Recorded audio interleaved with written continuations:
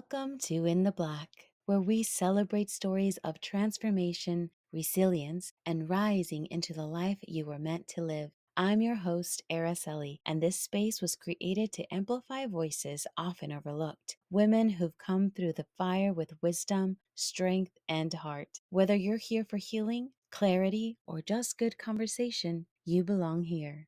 Let's get into it.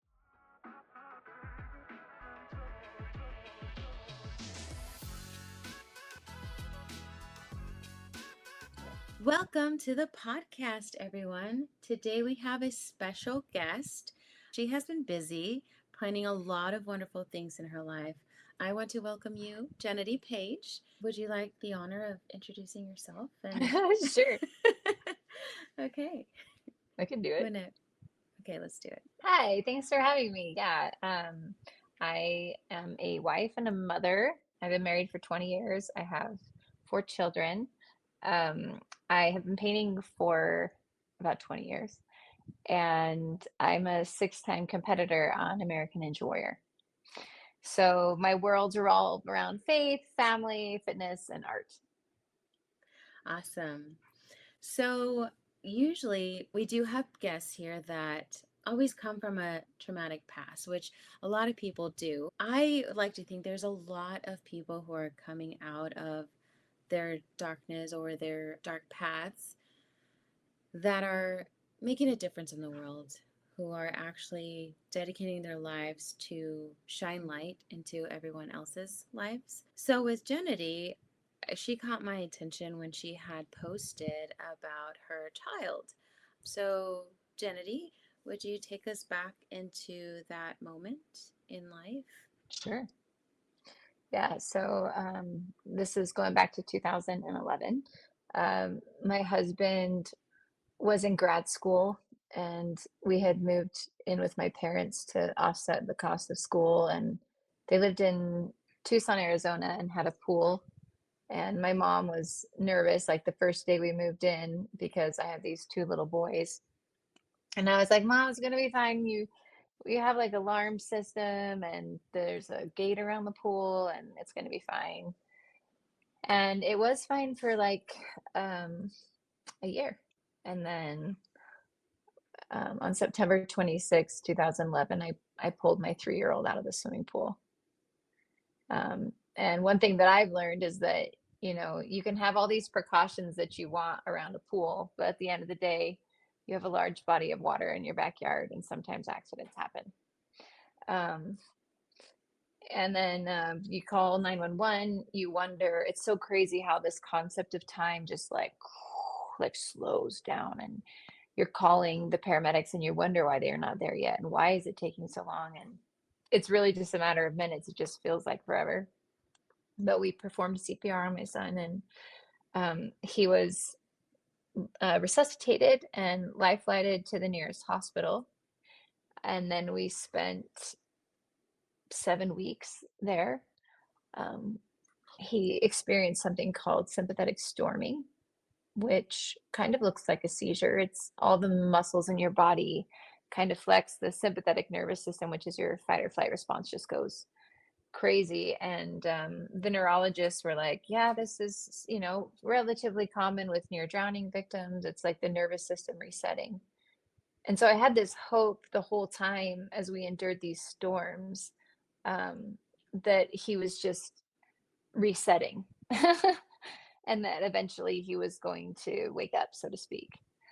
But these storms began at 20 minutes, and then over the course of 7 weeks, they grew to be 48 hours. And they basically broke his little body. And he passed away November 12th, 2011. Yeah. So that's the sad part of the story. Did they tell you if he was in pain during this, or could he? You know what? I've learned that there's a whole lot we don't know. And there's a whole lot that neurologists don't know. And there's a whole lot that the medical community doesn't know. I hope not, but he probably was. They tried all kinds of medications, morphine, Valium, and seizure medication. Like nothing could stop them.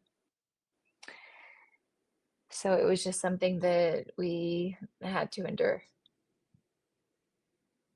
Oh. So you said that was the sad part of the story? It's a really sad part of the story. Dare I dare It's my experience with pain, hmm So dare I ask what's the not sad part of the story? Oh, the whole rest of the story is amazing and happy and wonderful. That's life, I think the longer I live, the more I realize that an abundant life is not one that's pain-free, because pain teaches us things. Pain gives us wisdom. Pain is a very useful tool, but I don't think we were meant to stay in pain, obviously. Um, and so, now it's been almost 14 years, and now I have such a greater perspective. It's like climbing a mountain, okay? And like first you're going to suffer and then you're going to be happy about it, right? Like Ron Weasley, okay? Like I remember I was in the Canary Islands hiking this mountain called Los Gigantes, and it's like this vertical sufferfest. It's not even pretty. It's like rocks, cactus, small shrubs, and you're just like hiking up this mountain, like, and it feels like it's going on forever. And then all of a sudden you get to the top, and it literally takes your breath away because it's so beautiful. Just these sweeping views of this island all along the coastline, and mountains and clouds and sun, and it just warms your heart and soul, and it tells you there is a God. He created this. You feel it in your bones.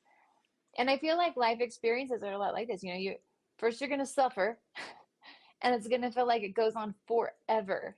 But eventually you get to a point in your life where you get to a mountain peak and you can look back and you can see beauty and wisdom and love. And so that's why I say, that was kind of like the Sufferfest. And I would say the Sufferfest did not end on November 12th, 2011. No, like the Sufferfest was just beginning. Um, because I think there was like a whole year afterwards that I literally wept. Just like not just like tears falling down your face. I'm talking like something a little more primal, like wailing, like sometimes have you ever seen like tribes where they mourn? I think this is like the Polynesian culture. They have like actual wailers that come and like mourn with people. Have you ever seen this? But no, like that's how you feel. It's not like I'm just so sad. No, it's like your soul has been ripped in half, and the most terrible sounds come out of your body. And I would get up at like 4 because I've created this habit of painting really early in the morning. And I still, and when my son passed away, I still had like an 18-month-old at home to take care of, right? So I couldn't stay in grief all day.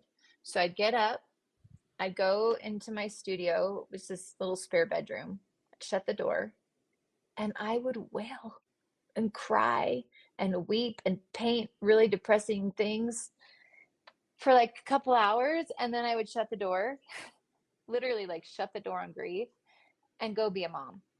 And I had this beautiful distraction of this little boy that I had to live for. And but that pattern repeated like every day. And I think the first day that you don't cry, you're like then Yeah. a whole other mental issue arises, because I really feel like the adversary tells you, if you're not sad every single day for the rest of your life, then you don't remember him. You don't love him anymore. But that's a lie, because adversary only lies. Okay. Um, but anyways, yeah, it was like a long journey, but I'm just telling you that what's so beautiful is that pain is temporary, pain is a teacher, and there's still like so much beauty in life. Yeah. That's so beautiful about you. Your description and ability to put words and being able to describe everything so well is just beautiful to watch. And I often Thanks. wonder if, I mean, God creates us so differently and uniquely. and you just have this ability and these superpowers, I feel like, to be able to paint and speak with direction. So let's talk about, I mean, you have this great relationship with God, with Jesus. So when did that start in your life? Yeah, so I think my relationship with Jesus Christ goes hand in hand with what you call my superpowers. My ability to speak or to paint, it all has come from him and my relationship with him. And so this is something that I've spoken about so many times, and I'll speak about it again for the rest of my life because it's a pattern that's so powerful that I just would love to give to as many people as I possibly can. So the story goes like this. I was 10 years old, almost 11. It was the summer right before sixth grade. And my mom, we had like weekly kind of family council nights, and my mom would read a scripture and we'd pray together. And it was like one of these evenings, and my mom asked this question about, you know, how do you have a personal relationship with Jesus Christ? And I didn't know. I was like 10 years old. But she offered us this challenge and she called it the PJs, and it stood for prayer, journal, and scriptures. And she told me that if I would write in a journal and pray and read the scriptures every day, that I would build a foundation. I would build a relationship with him that like the gates of hell couldn't shake. And I was like, okay, sign me up. Like sounds good. Like I want that in my life. I want that power in my life. I want a relationship with God. I don't want to just go to church. I don't want to just like have some cultural practice. Like I want something that is real, that's pertains specifically to my life, and that's deep and abiding. And I felt like I just believed my mom. And so I started that night. Like I still have this book. I actually have a whole um, wall here in my studio of these journals. And at first, you're 10. So what do you write about? You write about that school was starting and you went back to school shopping and it was so fun. And you went to the fair with your friends and you had a sleepover and like just, the life of a 10-year-old. And then I would read a few verses of scripture, and then I would say a very repetitive prayer, kind of said the same things every day, to be honest. And then I would go to bed, and you kind of start to wonder, like, this is it, huh? Like, this is how I'm gonna build a relationship with God. It seems like pretty simple, and I'm writing kind of dumb stuff in this journal, and I'm just reading a few verses of scripture every day, but okay. And the thing is it's like the consistency, it's the pattern, and this is one thing that I've learned in my life is that like consistency, just showing up in the thing that you want to be or do, like that is how you become successful, whether it's athletics or a business or spirituality. It's like everything is consistency. And so I was consistent, and what happened is that eventually I ran into problems, and all of a sudden I'm not writing about school clothes shopping. I'm writing about something that I'm actually genuinely concerned about. And for me, this was, I think I was 14, so it was almost like 4 years of just like innocence. But then as soon as you have a problem, it becomes, this whole pattern takes on incredible power, because instead of just reading a random verse, I actually had a problem, and so I wanted to find an answer in God's word. Because I'd been taught that you can find answers to your problems if you read scripture. And then when I prayed, it wasn't just like, oh, I had a great day. Did you have a great day? Let's have a great day tomorrow. Let's not get sick, and let's bless my whole family and the whole world, and we'll have peace and happiness. Every day it was just kind of like that. But then when you have a problem, you're like, okay, God. So there's this girl, and we've been friends. She was like my best friend last year. And all of a sudden, she like wants nothing to do with me. And I don't know what to do about it. And I wasn't a cool kid. I was nerdy. I didn't have a ton of friends. And so it was a big deal for me to like lose this relationship, this friendship. And so I talked to God about it. And it didn't happen right away, but eventually I got an answer. And you know what? God didn't change the heart. of the friend that ghosted me, but a new girl moved in, and we're actually still friends to this day. And and so over time, the problems get bigger. And you continue the pattern and the relationship gets deeper. And so I already had this foundation when my son fell in a pool. And so I actually filled 2 journals in those 7 weeks that I was in the hospital with him, and I read every account in the Bible where God had healed somebody, when he had raised the dead, when he raised the son of the widow of Nain, and reminded God, like, what his son was capable of, and I literally just waited there for a miracle because I had the faith on the table.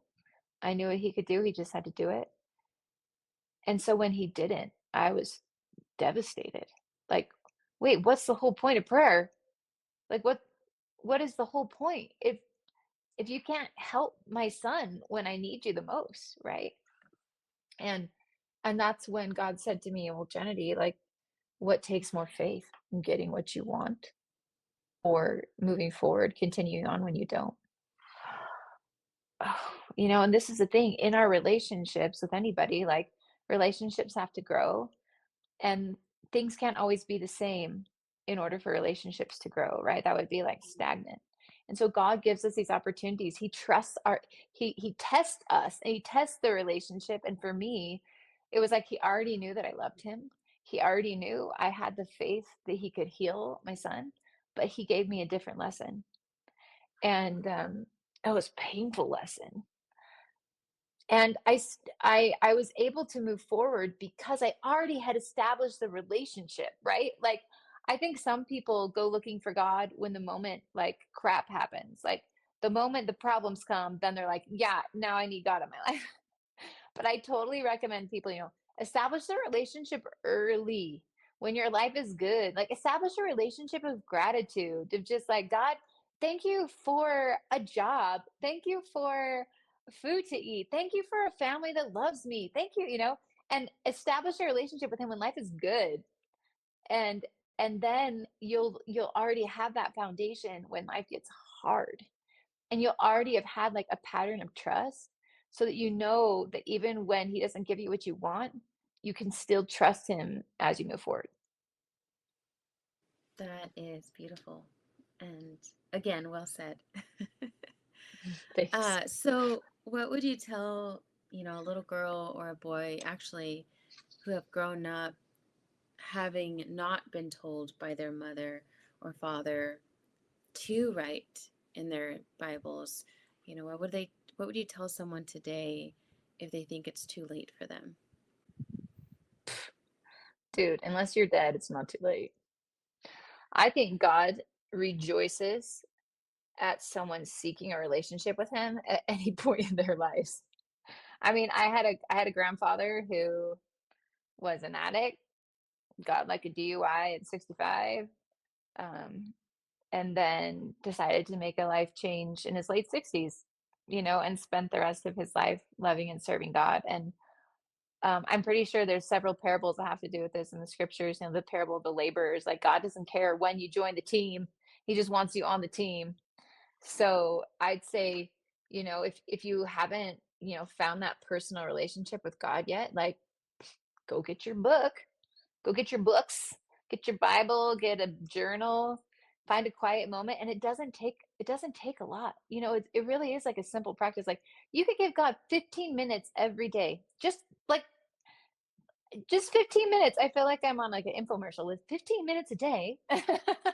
No, but really, like, if how different would the world be if everybody woke up 15 minutes earlier or stayed up 15 minutes later and just had a moment of quiet with God to just kind of review your life, your day, and counsel with God on your goals.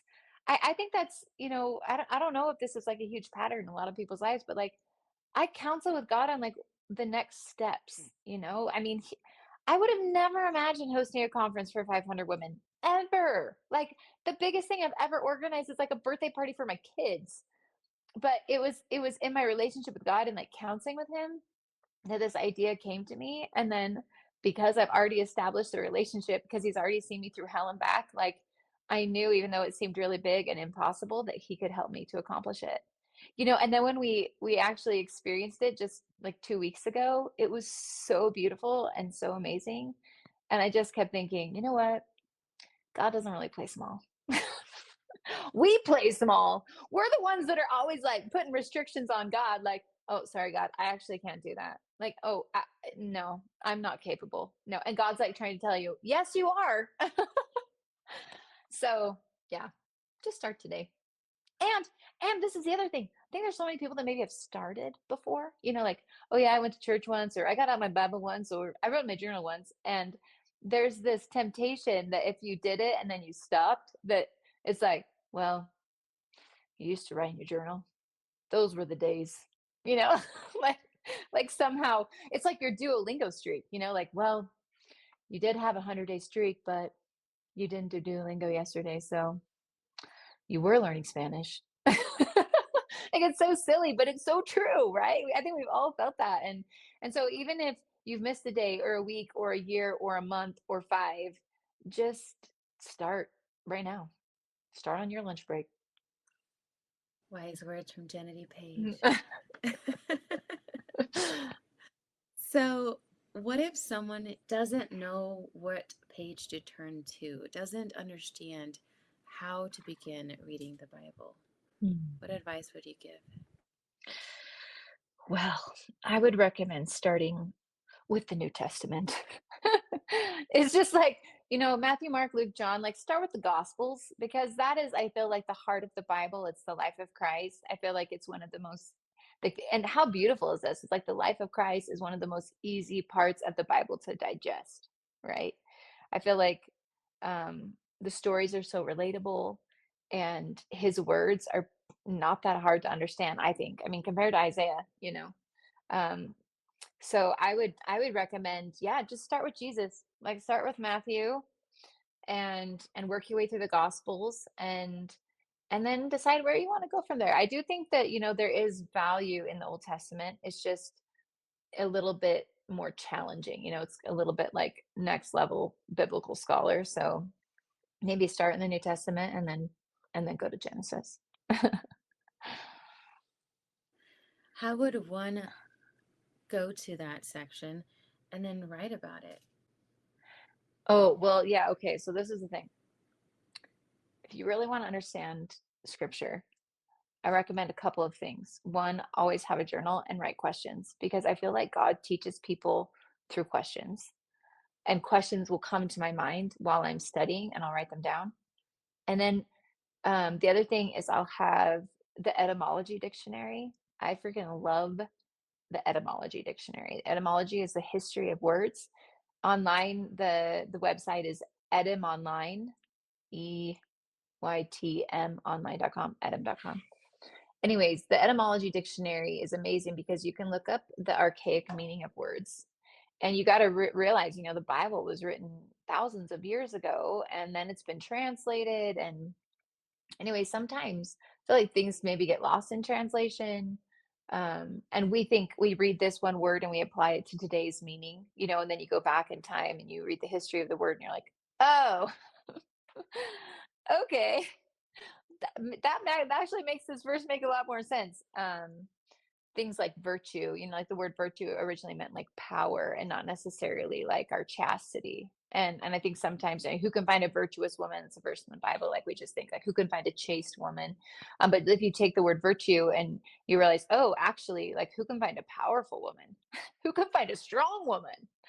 And like Christ, when the woman touched his robe and he said virtue went out of him. Like that's power. He felt power go out of him. So anyway, so I think the dictionary could be super helpful.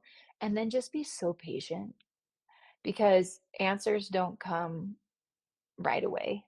And so sometimes you have to sit with a question or sit with a verse and let God teach you. But what's so cool is I think like your best resource in understanding God's word is the Holy Spirit and God, and let him work in your heart and your mind as you read his word to understand how it applies directly to you. That's that's funny. You had mentioned you consult with God with your every steps. That's exactly what I do. Yeah. I'm like, God, is this why you had me start the podcast? Because I wasn't ready for this, and no way in heck would I have started it if it wasn't for my co host. She's the one who held my hand, Yeah. jumped off the cliff with me. I even wrote a poem about it. And instead of jumping off the cliff with me, she like let go of my hand minutes You before got it. jumping. Have a great time. Exactly. And then when she left, I went through the grief process, but then that's where the poem came later, where it was like, well, maybe this is why. But then I'm still praying and spending time with him and like wondering, you know, why, or where is this going to go? But then I just sit and think there is no end time. There's just, you know, day by day, Hmm. just having this platform for people. But Well, and go ahead. I was just going to continue with a different question. Oh, okay. Well, you said that, like the next steps, it reminded me of a conversation I had with my big brother right before I went to compete on season 17 of American Ninja Warrior. It's like in the hotel room, and that space right before you compete, super intense, so intense. First of all, you have the whole day, and then you don't actually go to set until like 7, 6 o'clock at night, and then you're up all night competing until the sun comes up. So you have all of this nervous energy, and you're like in a hotel room. My brother, he called me and he was like, Jen, I just feel like I need to tell you something. And he said, faith is not in the future. That's anxiety. Faith isn't in the past. That's regret. He's like, faith is for right now. Faith lives in the present moment. And as you go to compete tonight, he's like, I want you to think about you just need the faith first to stand up there on the stage. And then you just need the faith to go through the first obstacle. And then you just need the faith to get through the second obstacle, and he's like, it's so much in life we're looking at the end, we're looking at the finish line. And he's like, really, faith is a living thing right now. Like, I need thee every hour. Like, I need you right in this moment. And I feel like it's so beautiful that you get experiences like that, like when you jump on this cliff. Have a great time. Because it makes you so dependent right now, and it helps your faith grow. So yeah, just wanted to add that. So let's take it back to where, actually, before the ninja, I want to take it back to your paintings. Like, how did this develop? When did this develop? Was it the same time that you were a 10-year-old girl developing a relationship with Jesus and then you started painting? Or how did these two merge together as they are now? Or where did that passion for painting come from? Do you not really know? Or do you know? I don't know. Am You already I, should know? I know? I'm just curious. I'm just curious if you had listened to any other podcasts, so because it's fun for me when you don't know. So that's why I just had to Okay. ask. I see that you're so many podcasts that I'm always like nervous. I'm like, oh no, just another one to add to her plate. No, I love it because like I was telling you about the PJs, any platform that will let me share about building a relationship with God, like it's gonna find people that aren't on any other platform, and so I'm here for your audience, which is a delight. Okay, how did I become an artist? No, it did not happen when I was 10 years old. I mean, don't get me wrong, I was a strong, strong Crayola fan when I was 10. One of my favorite things to do was coloring books with my best friend after school. But it was a far cry from actually like being an artist. So I was actually a musician. I was a pianist and I sang in a choir. And I honestly thought that I would probably be a pianist growing up. Like I even started teaching piano lessons to neighbor kids when I was like 14. Um, so that was the life trajectory that I was on. And then what happened was um, my dad got a job in Colorado and we were going to move my senior year of high school. And this was a huge deal. I think most people like live for their senior year. I sure did. And I had auditioned to be in like the cool orchestra or the cool band and the cool choir, and I was going to be a student body officer. And I had like built up what was going to be like the epic of my high school experience. And so to hear my dad say that we were moving, I was like, what?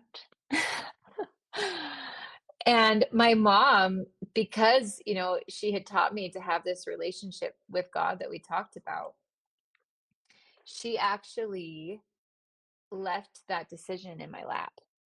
She was like, "Jen, like your grandma actually lives right next door to your high school. So you can stay here and finish high school, live with your grandma, or you can move with us to this tiny town in Colorado." And because she had taught me this pattern, she knew what I was going to do. I was going to write about it in my journal and I was going to pray about it and I was going to take it to God. And that's exactly what I did. But it was kind of interesting, because you may have experienced this before, but when you want something really bad, sometimes it can be hard to hear God's voice because what you want is so loud. And at this time, my desire to stay and finish school was so strong that even though I was trying to do the right thing and write in my journal and pray and read and try to get an answer on the next steps, my prayers were kind of like, God, help me know what to do. But can I please, please, please stay here and finish school, please? And then one day I was working a job at this little dress shop and I was all by myself and God kind of put a question in my heart. Just like I said, sometimes when you read the Bible or whatever, God can teach you through questions. And the question that came into my mind was, Jenedy, what do you want? And I was like, well, let me get out the list. And I started making this list. And it wasn't like, what do you want right now? You're 17. It was like, kind of like the big dreams, goals list. And I wrote, I wanted to go to college. I wanted to be valedictorian. I wrote that I wanted to write a book, which I have written a book, but I want to write another book. I think it's interesting that that was in there. Um, but I wanted to write a book. I wanted to be a mother. I wanted to be married to someone who adored me. Anyways, I made this list, and then God was like, okay, well, which of those big picture things can't you have if you move? I guess I could probably still do all those things. That's like not the answer that you want, and then the second question that came into my mind was, okay, I want you to make a list of the positives of staying where you're at and the positives of moving to this tiny town. And the positives of staying were huge. It's like this epic list of all these things that I loved about my life. And then there was only one thing on the positive of moving, and it was my family. And dang it, like I just saw those two things those two lists, and I knew that my family was more important than all the things that I wanted at my current school. And so God just kind of led my heart in that moment and was like, you need to move. I was like, oh, shoot. My mom was thrilled. You can imagine. I mean, now that I have a son who's 15, I'm just like, oh man, I can't imagine giving my son like, you can stay or go. Make a good decision, but it's so beautiful. I think that my mom trusted me and she trusted in the relationship that I had with God and she trusted that I would make the right decision, which I think is really beautiful and something that I'm trying to embody as a parent is encouraging my kids, to establish their own relationship and let God direct them and not just have me as their mom being like meh, meh, meh. Anyways, so we moved to this little town and I go to sign up for classes and I tell the counselor at this little school, this town was called Johnstown, Colorado. For anybody out there that may live in Johnstown, I promise 20 years ago it was a lot smaller than it is right now. Kind of been developed a lot, but we had We had one stoplight at the time, and there were about 80 kids in my graduating class. So when I went to sign up for classes, I told my counselor, okay, this is my plan. I want to be valedictorian. I want a full ride to college. I need all your AP and honors classes. Let's go. And she said, oh, sweetheart, we actually we actually don't do any of that here. What? Yeah, yeah, actually, no. Sorry. It's like, what am I gonna do in my senior year? So then I looked at like all the options and I said, well, I guess I'll take some art classes. And so I had this teacher, and it was so beautiful, how God works, because guess how he introduced art to me? This art teacher said, I want you to actually keep an art journal. So instead of writing how you feel, I want you to create images about how you feel. And being a 17-year-old girl that had just, been pulled away from her high school and moved to a new place, like I had all the feelings. I had lots of emotions to draw upon, and then I just started trying to create images instead of using words. And so it kind of goes back to how I told you this is all connected. My faith, my words, my art, it all kind of is one package deal because it was my love of journaling and my love of trying to communicate with words that kind of led into my love of communicating with images. Now, at the time, I was using National Geographics and glitter glue, and um, it was more of like collage because I couldn't draw very well. And but even though the art wasn't great, I loved it. Like I wanted to do it all the time. And I remember, I think I was like a couple months in when I came to my mom and I was like, I'm gonna be an artist. And she's seen me on this like academic path and the valedictorian, and I don't know what I was gonna do, music. And then all of a sudden it's like hard switch to art. And she's seeing like literally in this journal, I drew stick figures. I drew people as little rectangles with circle heads. Like I tried to draw a portrait of myself and it's really bad. And so to tell my mom this, she was kind of like, are you sure? Okay. But I just loved it so much. So then I did end up getting a scholarship to school. I went to a school in the middle of nowhere, Idaho, called BYU Idaho. And my first day of freshman orientation, they like show a PowerPoint of previous student work. And I all of a sudden realized that I was at the bottom of the talent pool. I was like, I'm in the wrong building. I need to change my major. I can't do this. Like the total inadequacy that I felt was so big. I left the meeting in tears and just walked home to my apartment. And as I'm walking home thinking about, what am I going to do? Because that's not it. God kind of stopped me and he was like, Jenedy, you could be an artist. And I was like, have you seen my work? It's so bad. How could I possibly be an artist? And then I just felt this whisper, I will direct your hand. You will. Why? You kind of feel like you feel honored that he cares about what it is that you hope to pursue, and at the same time so grateful. And because I had already established this relationship, when he told me that he would help me do it, I believed him. I believed him 100%. And so I was like, okay, well, if you say we can do this, we can do it together, but I have so much work to do.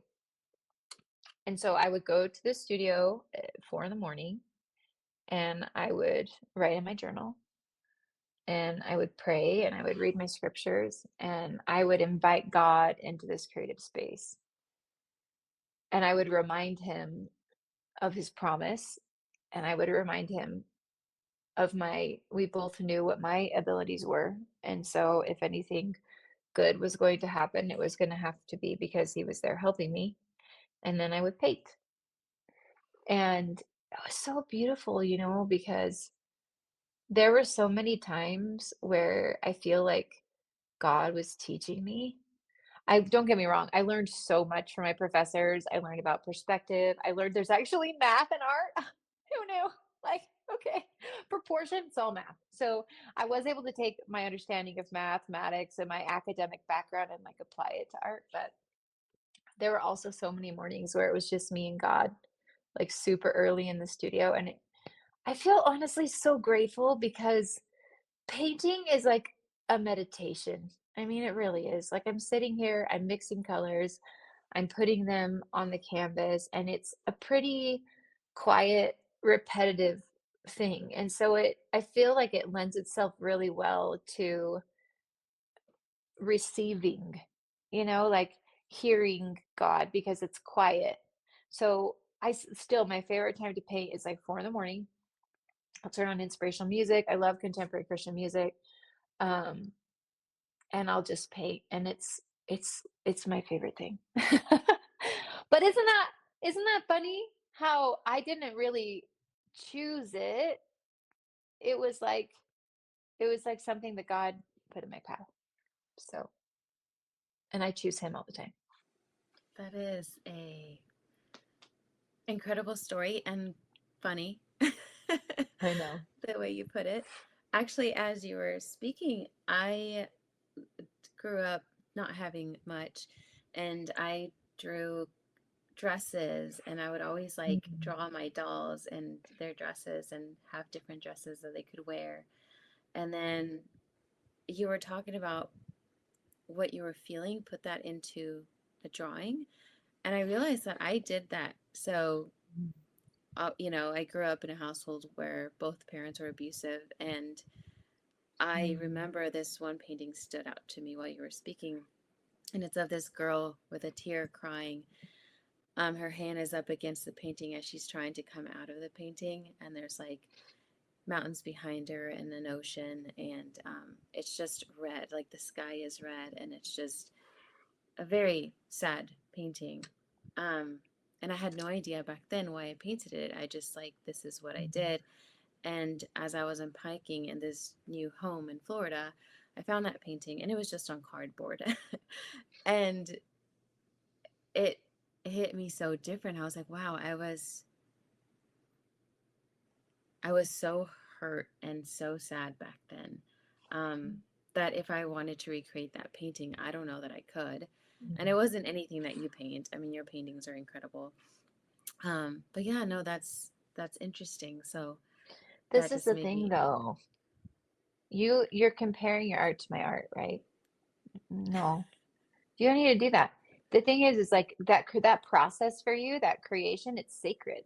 And that painting that you created, okay, like maybe not technically skilled as other people, but powerful, powerful nonetheless, right? And I hope people understand that the power of creation, like whether you got a ballpoint pen and a journal, or you got some crayons, you got some markers, like it can be like a really powerful tool to process emotions that are bigger than you. And I feel that's maybe kind of like what happened with you in that painting. yeah, yeah, which hearing you speak kind of, I don't know, helped me see that a little bit more. Where But did you put this painting? I threw it away. You did? It was on cardboard. I held So? on for it for so long. I took a photo of it and then I threw it in my Okay. external hard drive and I threw the cardboard away. Now you can print a print of it and put it in your journal. I did a portrait of my husband on cardboard right after we got married. It's like still hanging in my mother-in-law's kitchen in a frame. Aw, So I've done work on cardboard too. that's so funny. My husband met me and he saw me painted and he used to work at Lowe's, so he used to bring me cardboard like slits of them so I can continue painting. That's so cute. Yeah. So let's move on to the Ninja Warrior. So were you active before this? Yes. Yes, I was, but not in a ninja warrior kind of way. I kind of started running when I was in ninth grade. I did like one season of track mainly because of a cute boy and my best friend asked me to do it. Um, and then I tried like a half a season of cross country in high school and quit because I didn't like barfing at the end of races. And then I just kept running for funsies. Just when I had a moment on a Saturday, sometimes I just go for a run. And then especially when we moved to Colorado my senior year, Johnstown, this rural community, had all of these, fields. And I again had so much to process, and so I could just go run through a field. Oh, it's beautiful. Like, wow. So it's kind of funny how in Colorado, I think I really fell in love with running and then also art at the same time. And so I was just a casual runner. I thought like the competing and running kind of killed it. So I just would run for fun. And then I ran through all of my pregnancies until like the third trimester when you're like, you can't really run. And then, what happened though is when I lost my son, he passed away on a Saturday, and then on Sunday I went to church, and then on Monday I got up and I went for a run. And this run was unlike any other up to that point because I had so much hurt inside me. So I ran and I cried, and it was like I let my body be this tool to release a little part of the grief, you know? And so then I started running more, and then I eventually started running races. And then when we moved from Tucson, Arizona to Utah. My husband got a job up here at Adobe, and I found out that there was a rec center just down the street from my house. And so I told my husband one day, maybe we should like go lift weights sometimes. And he was like, "Yeah, that'd be a good idea. That's something cool. Let's go do that." So like my little baby fitness Jenedy journey started at this local rec center. And it was like one of those mom fitness classes where you lift like 5 pounds, 8 pounds. When you're really feeling it, you lift 12 pounds. And I did that for like 3 years, pretty consistently, because that's one of my natural gifts is I'm consistent. Um, And then eventually I just started to build a little bit of strength. Like I remember being in that class one day, that mom fitness class, and one of my friends being like, Jenedy, look at your arms. And I was like, what? Is there muscle there? Wait, am I getting stronger? Because the hard thing about muscle growth, it's so slow, that it feels like it's not happening. I feel like this is how all meaningful growth is. It's like I feel like as children of God, we're just like trees. Have you ever watched a tree grow? So slow. It's so slow. Okay. So then it was 2018, and my little brother invited me to go indoor rock climbing with him, bouldering. So you don't have a rope, it's just you climb and then fall. It's a very great exercise. And I walked into this climbing gym and found out that these routes were called problems. Oh, I liked that. You could go to the bouldering gym and you could face your problems. Yes. And I loved it. It was such a gritty exercise, because you fall a lot, but then eventually you send it. And when you do, you feel like you just conquered something because you tried it and you failed and you failed and you failed, but then you did it. Who doesn't want to do that every morning? It was so inspiring. So I got a pass, and I was literally 3 months into this climbing experience when I'm at the gym by myself, and I have a feeling come into my heart and mind, and it said, you should apply for American Ninja Warrior. And I was like, that was weird. I'm not doing that. Weird thoughts come in your mind sometimes when you're climbing. And this is the thing, God is so persistent. I think maybe we've all experienced this. He'll give you an inspiration. You should start a podcast. No, I can't. You really should start a podcast. I don't know anything about starting a podcast. Like this happens to us. And I know eventually I figured out, like at first, I think I'm kind of dumb. At first, I'm like, that was a weird idea. But then when it keeps coming back, you start to realize, like, logically, you're thinking, I keep feeling like I should do this thing, but I don't want to do this thing. So this thought isn't coming from me. I don't want to do it, which means it's coming from somewhere else. And so that's when I have to say a prayer. And you kind of don't want to say the prayer because you kind of think you already know the answer. But I said a prayer and it was funny because I was like, okay, God, we've been friends a long time. We've been through a lot together. And I just keep having this feeling. Do you want me to apply to American Ninja Warrior? Yes. Why? It's just like, no, I don't want to do that. Don't want to start a podcast. Don't want to be an American Ninja Warrior.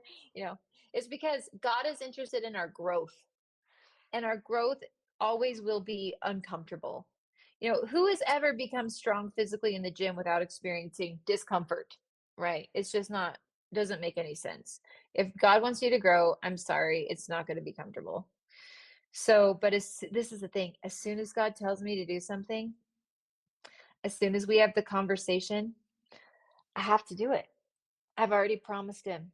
I signed up a long time ago that I was going to do what he asked me to.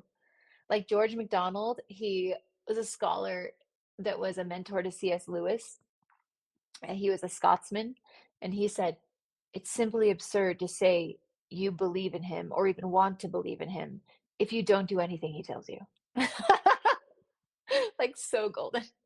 So yeah, so then once God told me he wanted me to do that, then I had to do it. So then I did it. And you just have to go online, you have to like fill out an application, you have to make a submission video. I had never been in a ninja gym before ever. I literally was so rookie. It was ridiculous. But then after I submitted my video, I told my husband, like, so I don't think they're gonna call me, but like if they did and I hadn't even practiced, I'm gonna look so dumb. So I should probably like take classes somewhere. So then I'm just looking up online, like the closest ninja gym, and it's an hour from my house. Oh, but I signed up and I go there and they're like, "Oh, are you here for your kids? Or you here to take your, sign your kids up for classes?" And I was like, "No, actually, I'm here to take classes." Feels so dumb. It feels so dumb. I was 34 at this time. And you fall a lot. I mean, I will say all of that climbing actually prepared me for ninja because guess what you do in ninja? You fall on your face all the time. But eventually you send it. And then when you do, you feel awesome. So yeah, I mean, I would take one obstacle at a time because the gym was so overwhelming and I felt so overwhelmed and I was with teenage boys and they could do these things. And I'm this 34-year-old mom. It's like falling on her face all the time. But over the course of a couple months, I started to learn a couple things and do things that once seemed impossible. And then American Ninja Warrior called me in the spring of 2019, and now I've competed on 6 seasons. So I got a little bit better over time. And you've met a lot of interesting people that have come from all over the world, different Oh stories, yeah. different backgrounds. Oh yeah. And And you've go ahead. yeah, I mean, it's so funny because I kept trying to conjure up in my mind why God would be asking me to do this, you know? And I feel like that happens a lot. Like when God tells you to do something and you don't want to do it, we try to almost comfort ourselves by imagining a reason. But God doesn't give us reasons, He just gives us direction. And sometimes the reasons come much later down the road. And I had competed on 4 seasons and they had never aired any of my runs. And it's so funny because my original thought was, oh, I got it. I'm putting some pieces together. I know why you're asking me to do this. It's because you want me to go on TV and tell them how awesome you are and how I was like totally shattered.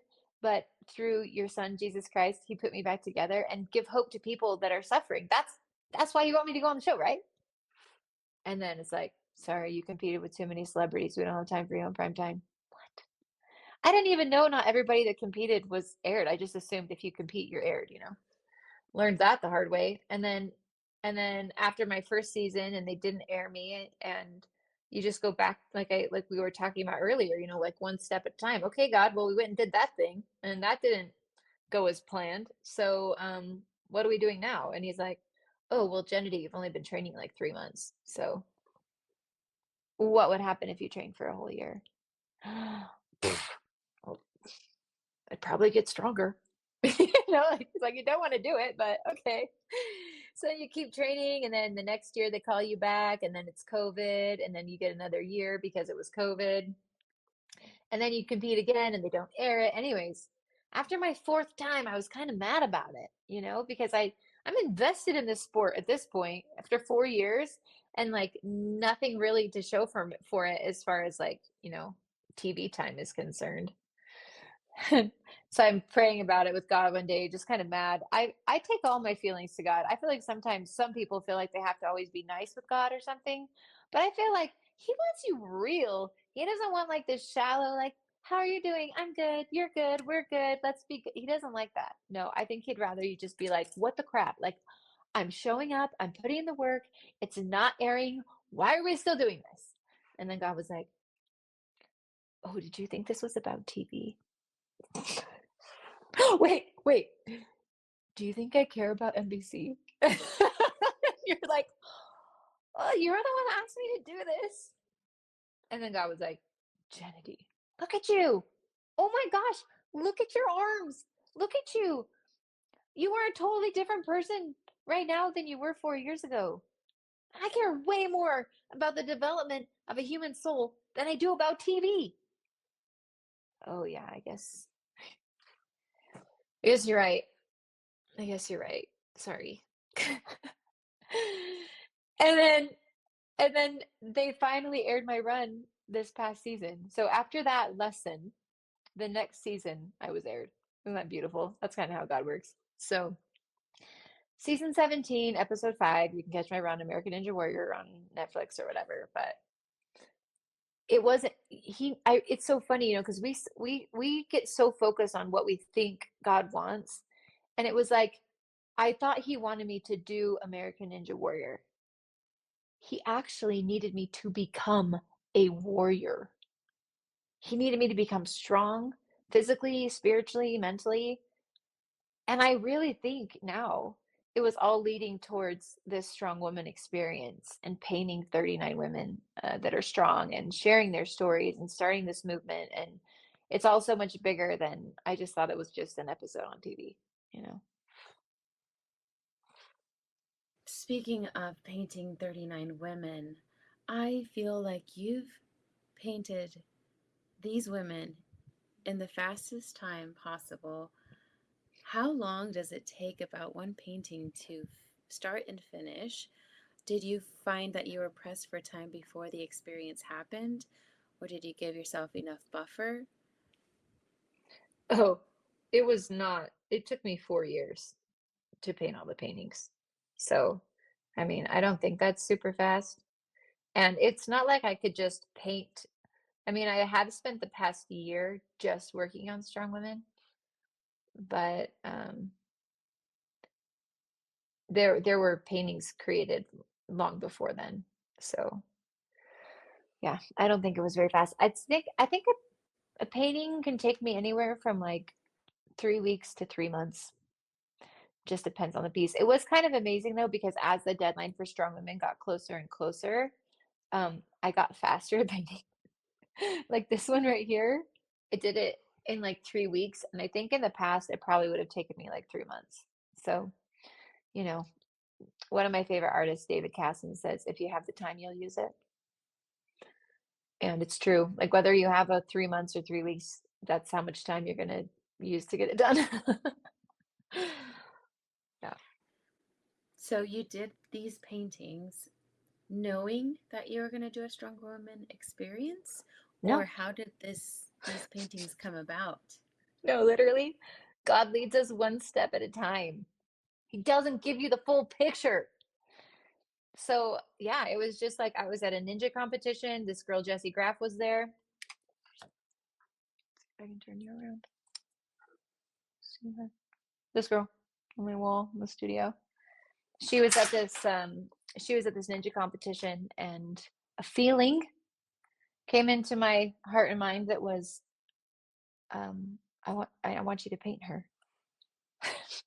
Ask her if you can paint her. It was like, okay, well, Jessie Graff is a professional stunt woman. She's been in movies. She's one of the women to go the furthest ever on the history of the show of American Ninja Warrior. She's kind of a big deal, and I'm nobody. But okay, we'll go ask her if we can paint her portrait. You feel so dumb. Like literally, God asks, like he just puts you in the most vulnerable positions all the time because that's how we grow. So I walk up to her and I'm like, "Hey Jessie, I'm actually a better painter than I am a ninja, and maybe I could paint your portrait sometime." And she's actually a really sweet human individual, awesome girl, and she was like, "Oh yeah, that would be amazing. Let's do it." So I flew out to LA. I spent the whole day with her, and the whole time I'm like, "God, why are we here again?" Wait, what's the painting I'm supposed to do? I don't even know.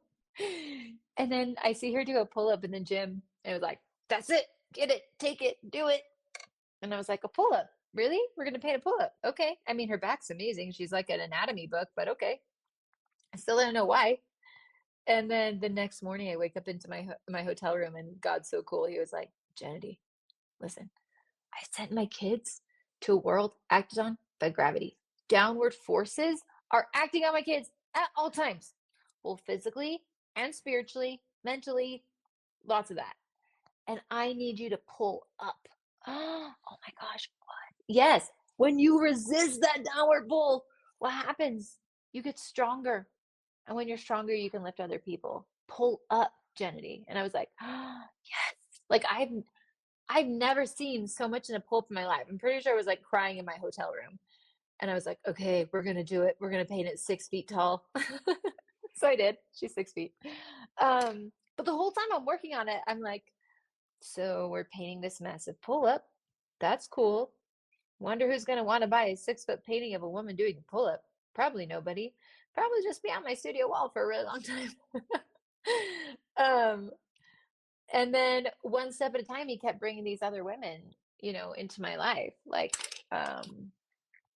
this girl here in the water, Larissa Cottle, she's an American Ninja Warrior. She specializes in cold exposure.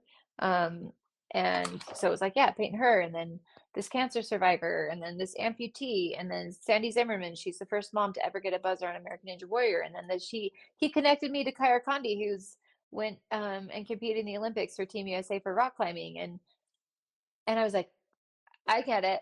We're doing a collection.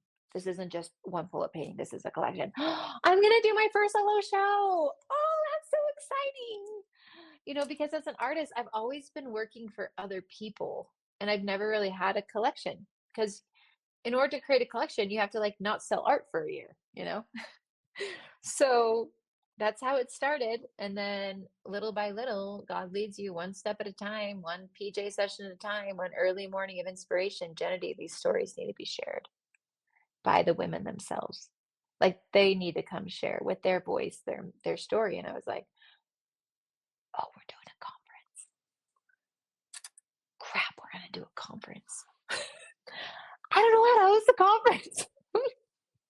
So yeah. So really he was preparing me starting in 2021 for a conference that would happen in 2025. Have you sold any of this paintings? It's okay. Okay, have I sold any of these paintings? Yes. Yes. I've sold a couple, but mostly I used them as collateral for speakers. So I had some really high profile girls come and speak at the Strong Women Experience, and um, I'm giving them their original in exchange for coming to speak at my conference. Oh, Yeah. I love that. So what is next for Jenedy Page? Oh, yeah. What is next? Yeah, because the whole time I was doing this conference, I was like, God, are we doing this again? God, this has been a lot of work. This has been 4 years of work. Are we doing this again? And it was kind of funny because the thought that I had was like, Jenedy, do you ask a pregnant woman when she's going to have her next baby? Okay, I guess we're going to have the baby first. So we had the baby on September 26th. The created baby was born, and she was beautiful and amazing and more than we could have ever anticipated. And then it was so good. And so many women were like, please do this again, Jenedy. I needed this so much. This was so amazing. I feel like it was life changing. Thank you, thank you, thank you. When do we get to do it again? I need to bring my daughter, my sister, my aunt, my cousin. So the next day, what do? Then we go back to prayer. God, are we doing this again? Jenedy, do you remember the first time you competed on American Ninja Warrior and you thought, this is just this weird little, like, I'm an artist and we're just gonna, like, real quick compete on American Ninja Warrior and then we're just gonna go back to being an artist? Jenedy, this is not a one-time thing. And I feel like maybe he doesn't tell me that in the middle of it because it'd be so overwhelming. I just want to go cry in a corner, you know? But yeah, God's like, we're for sure doing this again. It's like, okay, the good news is I don't have to paint, 39 paintings. I think I just need to paint 10. And each conference just add 10 new stories, 10 new women to the kind of permanent collection. And I'll sell some, and then those that don't sell, we'll just keep bringing the originals to the conference. And I do have prints available on jenedypaige.com of all of the paintings that were at the show. Um, but yeah, I am in a little bit, I'm kind of feel like I'm back at square one because I don't know the venue and I don't know the day anymore. But the good news is I have a structure. I was able to acquire 44 sponsors. I've established so many amazing relationships over the past year and a half or so as I've been putting this together. And so those relationships are there and those will be really helpful, but I need a bigger space, which is also terrifying. But I have a board. I had like 12 women who just kind of came out of the woodwork that were like, I didn't even really seek help so much as just help came to me. Like a friend from college would be like, Genevieve, I feel like I should come help you with this thing that you're doing. Okay. God literally like send these women to me to help me pull this off. And they all had, and this is part of the strong women experience is we all have different strengths and talents and abilities and that we need each other. And together we're so much stronger than we are on our own. And the whole creation of the strong women experience was just testament to that because there's no way I could have ever done it on my own. Like, okay, I did the art, I did a lot of the networking, but as far as actually organizing and all the details and making it all happen, like these like 12 women were amazing to help me pull it off. So we have a little bit of a foundation, but we still have a lot of questions. Right now, I'm thinking it most likely, tentatively, will be spring of 27 is what I'm looking at. So Awesome. Well, you've already said a couple of places that people can find your art, people can find your work. Did you cover all of the places? so yeah, you can find me on Instagram, Jenedy Paige. I also jenedypaige.com on the web. I also have Strong Woman Experience on Instagram and strongwomanexperience.com on the web. So those are probably like the best places to find me. Okay. Well, thank you so much for hopping on the call on this interview and sharing your story and hopefully inspiring a lot of young and older ladies alike and guys or anyone listening. Thank you. Before we wrap, I want to share something special with you. During my conversation with Jenedy, we flowed so naturally that I completely forgot to ask the two signature questions of this podcast. The questions every guest answers about what it means to live in the Black. Jenedy followed up afterward and shared her answers with me, and I want to read them to you because they speak so deeply to who she is and the heart behind today's episode. Here's what Jenedy said when I asked her what it means to be in the Black. I guess I just think of being freed from the demands of the past and being able to move forward in an abundant way.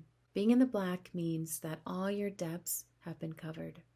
Because I am a Christian, for me, I can't help but think of Jesus Christ, who paid all of our debts and enables us to be able to move forward by His grace. And when I asked her what someone should do if they find themselves in the red, she said, spend some time with God in meditation or prayer and figure out what it is that you need to do to be able to move forward. and to no longer be held down by the weight of your past.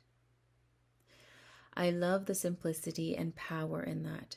The reminder that healing, strength, and abundance are available, but sometimes we have to pause, breathe, and realign. Jenedy's life, her art, her spiritual strength, and even her physical training all reflect that message that you can walk through grief, uncertainty, or loss and still find a way to rise, create, and move forward with grace. If you haven't already, please check out her artwork. The pieces she creates carry the same quiet power she brought to today's conversation. You can find her work at jenedypaige.com. And as always, thank you for listening, thank you for being here, and thank you for choosing to live in the Black, in your purpose, in your healing, and in your abundance. Until next time. Thank you for being here. If something you heard today moved you, share it with someone you love. And don't forget to subscribe so you never miss an episode. You can follow me on Instagram at In the Black Passion Project for more behind the scenes and guest spotlights. And remember, no matter where you've been, you're not behind. You're becoming. Stay in the black.